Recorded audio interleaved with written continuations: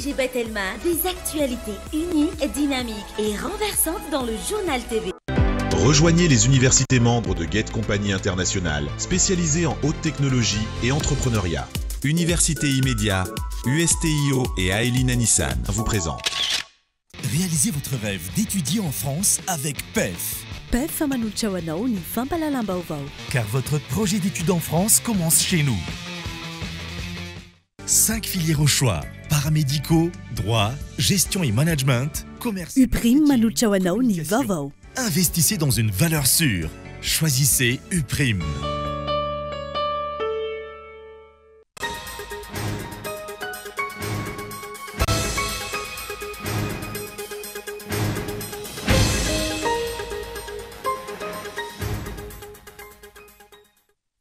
Ny fanaovana ampimamba ny harem-pirenena no mampikoroso hatrany antsika eto Madagasikara amin'izao fotoana izao. Miampy ny tsy fahaiza-manao ny hampitondra raha ny nambarana ireo mpamakafakafiana-pirenena. Anjakan'olombitsy ireo harem-pirenena izay tokony ampidi-bola ao anatin'ny kitapo-bolam-panjakana, anka lasan'ny vahoaka no mizaka ny vokany ankehitriny. Tsy manaja mpandihy ary tsy manaja ny boky nandraikitra fa samy manao izay tsindry ny ankamaroany ireo fiara fitateram-bahoaka na ny bus mampitohy Ambohitrimanjaka N67 araka ny fitarainana izay nataon'ireo mponina nandritra ny fihetsiketsehana izay nataon'izy ireo. Mitaky ny ampidirana zotra hafa izy ireo mba isiany filaminana amin'ny resaka fifamoivoizana. Eo amin'ny maresaka iraisam-pirenena kosa indray roa herinandro taoriny ny hanametrahana ny Prime-ministra Frantsay omaly no fantatra ireo mpikambana vaovao handrafitra ny gouvernemanta tariny tsy farany. Araka izany, misy 7 ireo ministra, ahitana ireo ministra délégué sy sekretera-mpanjakana handrafitra io gouvernemanta vaovao tariny ny Prime-ministra Frantsay io. Andindinjay avy hatrany.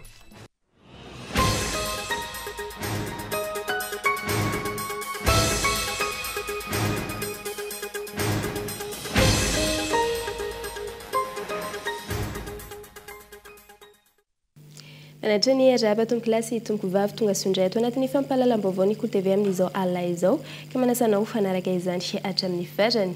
Ny fanaovana ampimamba ireo harem-pirenena no mampitroso fahanantsika eto Madagasikara amin'izao fotoana izao fa manampizany ihany koa ny tsy fahaiza-mitantana ny hampitondra ankehitriny raha ny hanambarana ireo mpamakafakafiana-pirenena. Anjakan'olombitsy ireo harem-pirenena izay tokony ampidi-bola ao anatin'ny kitapo-bolam-panjakana ankalasany vahoaka malagasy no mizaka ny vokany ankehitriny. Fanadedina hoetiny Henri Florian. Mampametra-panontaniana mandraka androany ny tsy fahafezany mpitondra fanjakana ireo kolikoly avolenta toy ny raharaha ara-bolamena izay mivoaka etsiro nadritra izay entona ny tantana ny filoha Andrajoelina izay. Tsy tokony hisy olana ny famehezana ireo kolikoly ireo fa ny mpitondra no tsy te hiady sy hamongotra izany raha ny nambarandreo mpamakafaka ara-politika. Manjaka ny kolikoly eto amintsika ary isany ahitana taratra izany ny resaka volamena izay tokony ho volamiditra amin'ny fanjakana. Mikasika resaka volamena, za tsy mino ny tsy ahitany ireo mpanadiady ohatra hoe ao amin'ny gendarmerie na amin'ny tafika misy nereny mpanao famitorana isan-karazany reny. Maninona tsy hita nefa nipoitra le kidnapping tany Anjorobe. Maninona rehefa nanome baiko ny filoham-pirenena anatin'ny 4 andro misy olona 70 voasambotra. Ka maninona volamena fa antaonany ary antaonany maro any velany, maninona tsy hita. Zany hoe tsy avela hitadiavana, tsy avela anaovana famitorana.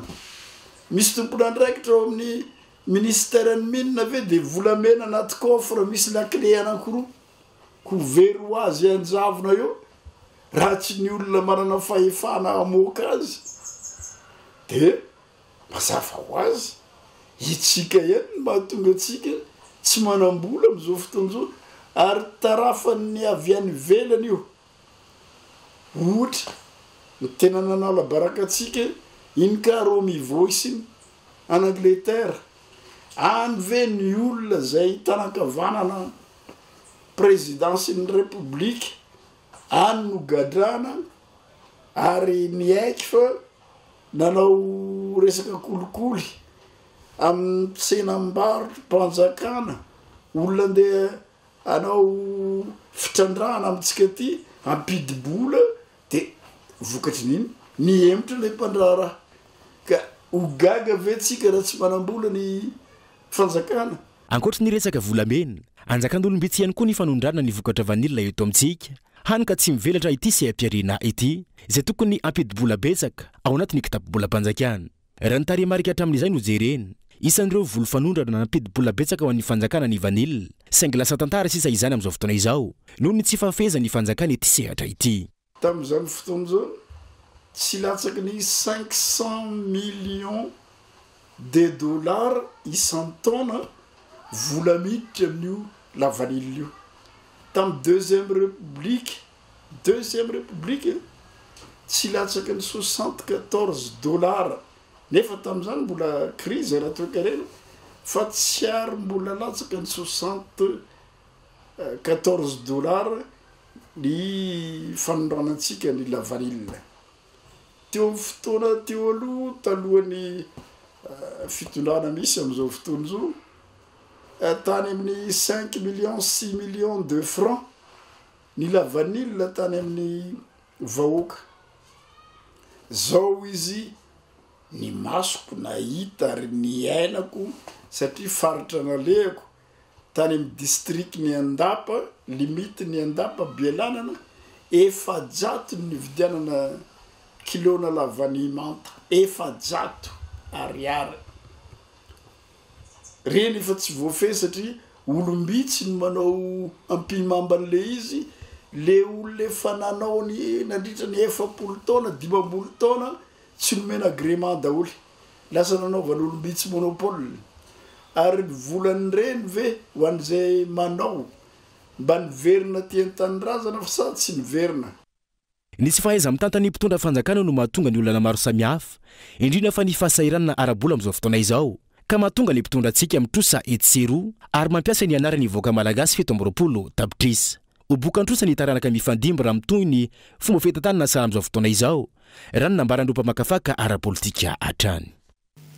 Raky ny vaovao voaray ny ariva deo fa nolaviny teo anivo nisy fitsarana misana ny aty amin'ny fanjakana ny fitoriana izay napetraky ny kandida bentanana amin'ny marika Ravalomanana amin'ny tokony nisy itsipana nisy fanapahan-kevitry ny senisy mahakasika nisy dosia n'ity kandida ity. Lafa vaovao hafa kosa indray miavitsy anisany isan'ireo tanora afagabaka misafidy ny taranja scientifique ka manohy ny fianarana ho ingénieur. Hoy ny teo anivo ny élève ingénieur et licencié de Toamasina. Manoloana io fa no isan'ny ijoroany fikambanana afahana manentana ireo tanora ao amin'ny faritra Toamasina mba isafidy io sehatra io mba afahana mitondra ny anjara brika amin'ny fampandrosoana ny firenena.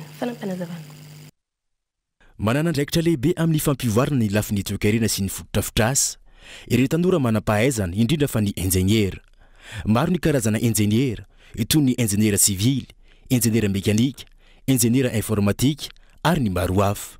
Nambaran'ny fikambanan'ny mpianatra avy eo anivon'ny Elito na ny élève licencié et ingénieur de Toamasina fa miavitsy isan-taona ireo tanora afakabaka mahafeny ny taranja scientifique. Amin'ny ankapobeny le izy somary tsy de malenan'ny tanora satria ny critère d'admissibilité amin'ny parcours en général dia ny série scientifique. Nefa iarahantsika malala raha maka référence tamin'ny tany mpianatra zay afaka baka série scientifique tamin'ny farany teo dia tena hita sy mivaingana mihitsy fa miavitsy ny tanora lina amin'izay parcours scientifique izay. Kanefa raha ohatra antsika te hitondra fampivoarana amin'ny firenena, raha ohatra te hitovy lenta amin'ireo firenena mandroso dia tsy misy ankoatran'izay parcours amin'ny domaine ingénierat izay ihany no tena solution satria ny antony sinay ingénieur dia hoe hitondra solution. Ireo ingénieur dia mandray anjara amin'ny fikarohana sy ny fampandrosoana, mitady vahaolana amin'ny olana toy ny fiovaovan'ny toetrandro, ny angovo maharitra ary ny fanjifana aloharanokery. Amin'ny ankapobeny, ireo ingénieur dia manampy amin'ny fananganana ny hoavy mamiratra sy mahomby, manamafy ny firenena sy ny fiarahamonina. Fa ankoatr'izay, betsaka amin'ireo tanora ihany koa no tsy mahafantatra ny mazava-dehibe ity lalam-piofanana ity, ka ezaka ho an'ireo fikambanana avy amin'ny faritra atsinanana iny ny ampafantatra ireo tanora izany lalam-piofanana izany. Jerena aloha ny isan'ireo mpianatra zay hoe liana amin'ny mandrato fianarana ingénieur dia somary vitsivitsy indrindrandrindra ny avy any amin'ny faritany mety azoko tenenina angamba hoe ny tena anton'izay zavatra zay dia noho ny tsy fahafantarana amin'ny mahafikambanana ivondronan'ny sekoly anankidimy any Elito dia tsy ny resaka polytechnique ihany no misy ao fa misy ny agronomie misy ny teknôlôjia dia izany manambara mazava ho azy fa hoe raha ohatra mivondrona ireo mpianatra zay avy ao amin'ny faritany Toamasina ireo dia hitondra fampivoarana amin'ny lafiny maro samihafa ho tombontsoa iraisana ny vahoaka malagasy.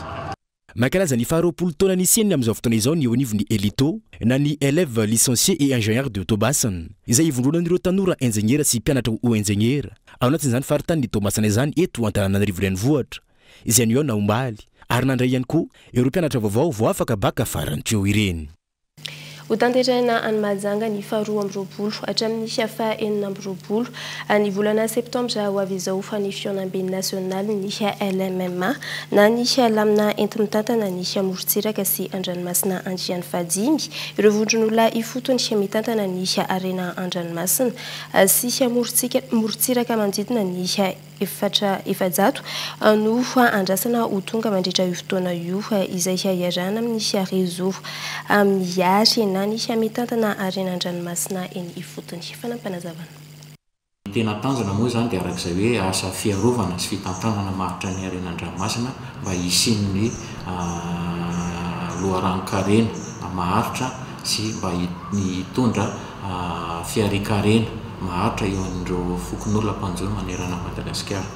Ny réseau miaro no napiditra n'izy io teto Madagasikara nanomboka tamin'ny taona 2014 ary rehefa hita fa ny roborobo ny fametrahana izany teto Madagasikara dia tamin'ny 2020 manangana ny tambazotra lehibe tambazotra miaro ny fokon'olona mpanjono ireo niarana tamin'ireo mpitatsoroka izay noentina mba anambarana ny tanjon'izy ireo anambarana ny feon'ireo fokon'olona ireo ary indrindra koa mba entina manamafy an'izay firaisan-kiny sy fifanakalozana aratraikefa eo amin'ny samy mpitantana ny arena andranomasina eny fotony. Lafy mavao hafa kosa indray tsy manaja mpandihy ary tsy manaja ny bokin'andraikitra fa samy manao izay tiany ny ankamaroan'ireo fiara fitateram-bahoaka na ny bus mampitohy ny Ambohitrimanjaka sy 67 araka ny fitaranan'ireo mponina nandritra ny fihetsiketsehana izay nataon'izy ireo mitaky ny ampidirana zotra vaovao ireo mponina ireo mba hampisy ny filaminana amin'ny lafiny fitanterana. Fanampanazavana hoentin'ny Henri Florian.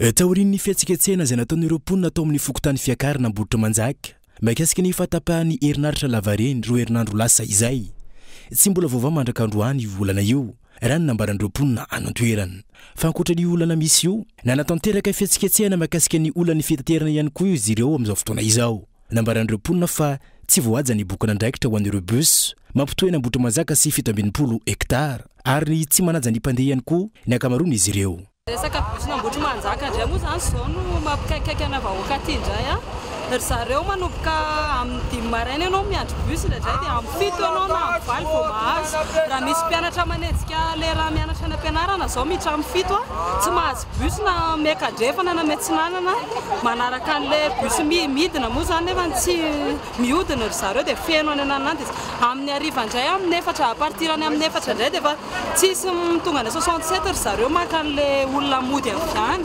fa vita ny toron zareo aty dia tonga dia aty dia le olona any 67 mijaly be indray dia le bus ny vato no any mba hoe hitondra le olona nefa ny avy eo ataon'ny zareo 2 arivo indray le frais raha andeha tongotra nefa anao hodiny sécurité indray koa tsy tany le vahoaka tsoa zany izay ainana dia izay mba angatahanay ampahendrena amin'ny any ambony hoe inona fa olana afaka arosinareo amin'ilay bus Ambohitrimanjaka aty.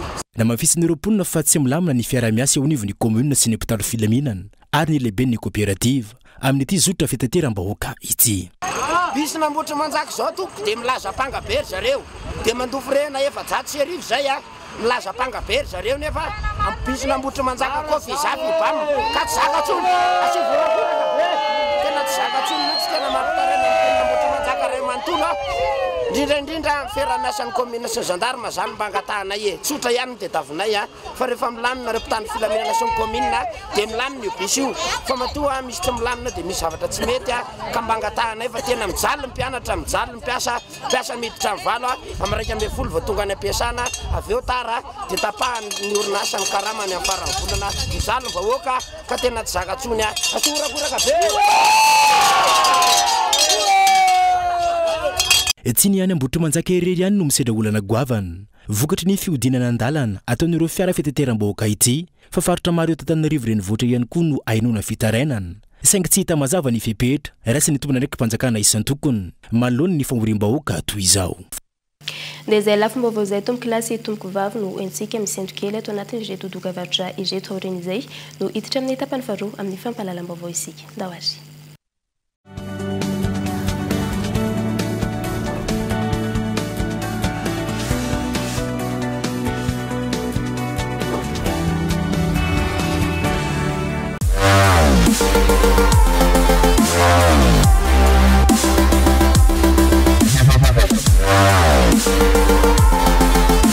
Découvrez de nouvelles sensations. La Fibre Go est chez vous pour 99 000 AR par mois. Oui, vous avez bien compris, 99 000 AR seulement. Abonnez-vous vite en Télémashop.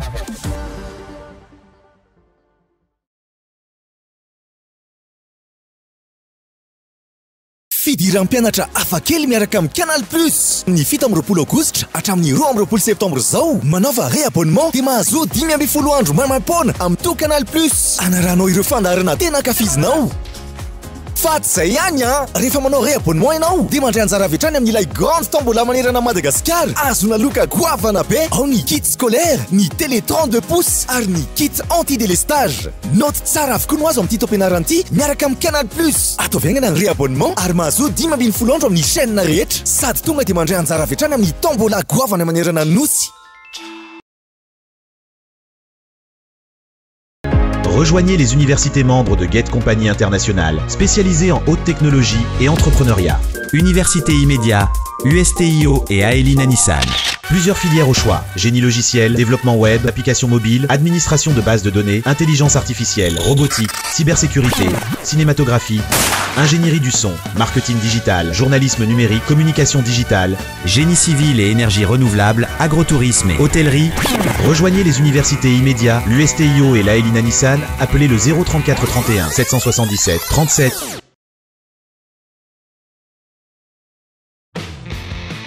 PEF, parcours études en France. Réalisez votre rêve d'étudier en France avec PEF. Après le bac, optez pour l'option 2+1, 2 ans à Madagascar et 1 an en France pour obtenir votre bachelor. Vous avez la licence, optez pour l'option 1+1, 1 an à Madagascar et 1 an en France pour décrocher votre master. Plusieurs filières et spécialités dans 2 prestigieuses écoles en France. Parcours études en France, Cap 3000 Anjar. Contact 038 45 085 85 020 85 085 85. Financez vos études avec le crédit PAC étudiant de la BNI Madagascar. Car votre projet d'études en France commence chez nous.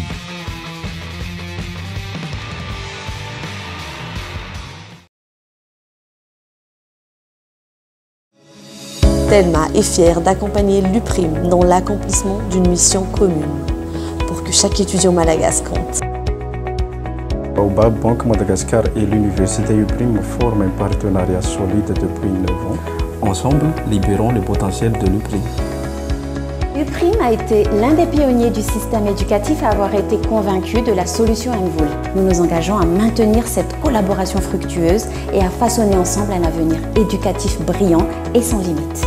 Tananawano Madagascar et UPRIM, main dans la main pour l'éducation de nos jeunes paramédicaux à Madagascar. Ensemble, rallumons la flamme de l'éducation à Madagascar. Vous aussi, décidez d'avancer aux côtés des grands. Rejoignez UPRIM. 5 filières au choix: paramédicaux, droit, gestion et management, commerce et marketing, communication. Investissez dans une valeur sûre. Choisissez UPRIM.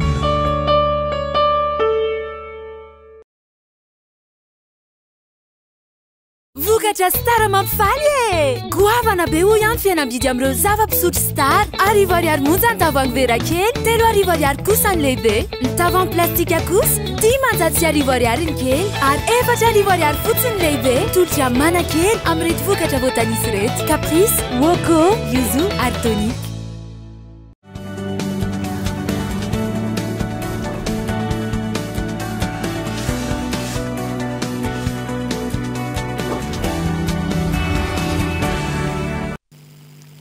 Tavaverina indray eto amin'ny fampahalalam-baovao isika ny pejany finoana no anokavantsika ny tapany faharoa amin'ny fampahalalam-baovao. Nankalazaina omaly ny andro nahaterahany mpaminany eo anivony finoana silamo maneran-tany fankalazana nanentanana ny rehetra anomelanja ny firaisan-kina ny fandefetrana sy ny fiombonana ahafahana manorina ho avy tsaratsara kokoa. Fanampanazavana. Ny finoana silamo dia fandriam-pahalemana dikan'izay ao anatin'ny fifankatiavana sy ny fifandeferana tanteraka ny zany finoana islam zany ary mampafantatra namanay hoe aoka zay ny adilay politiky fa kosa atsika mila hipody anatin'ny boky masina Coran sy ny hadisin'ny mpaminany Muhammad sallallahu alaihi wasallam izay mitaky ny fihavanana sy ny firaisan-kina ao anatin'ny filaminana ao anatin'ny fiarahamonina izay misy ny vahoaka rehetra maneran-tany.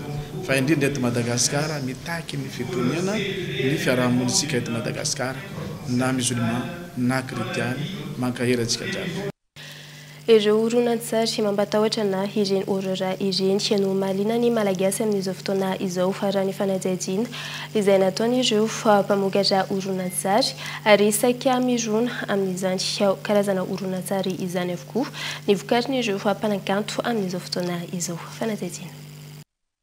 Mahaliana ny malagasy kokoa amin'izao ny horonan-tsary mampatahotra na ireny orora ireny raha ny fanazavana sy araka ny tombana izay nataon'ireo mpanao horonan-tsary. Saika mirona amin'ny fanaovana izany ny ankamarony ny horonan-tsary izay vokarina eto amintsika amin'izao hoy ireo mpanao sarimihetsika.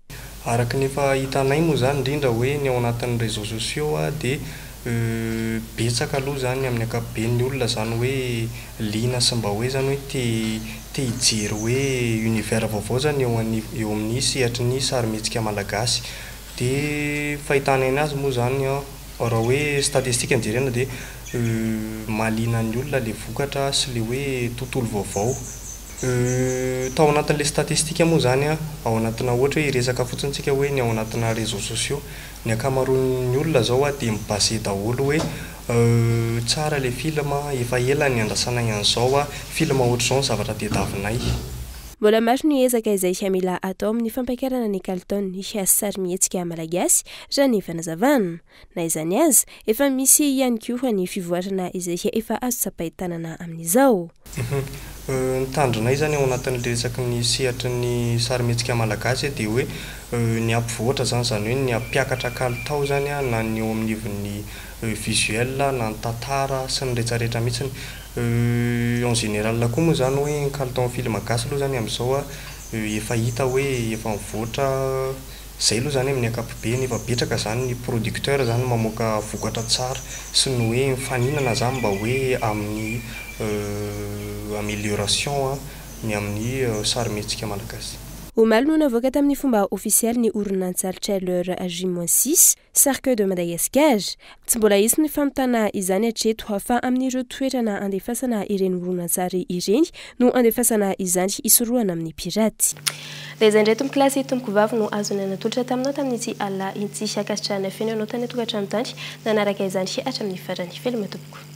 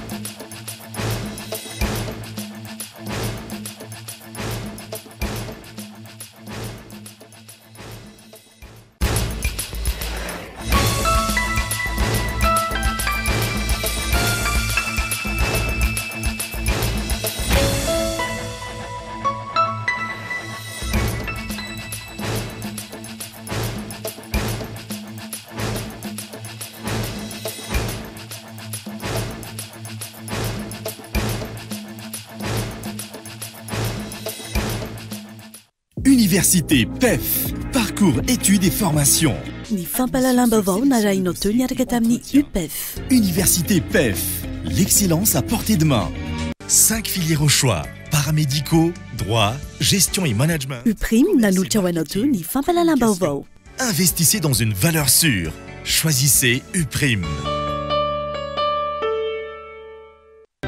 Rejoignez les universités membres de Get Compagnie Internationale, spécialisées en haute technologie et entrepreneuriat. Université Immédiat, USTIO et Aeline Anissan vous a présenté. 5G Batelma, des actualités unies, dynamiques et renversantes dans le journal TV.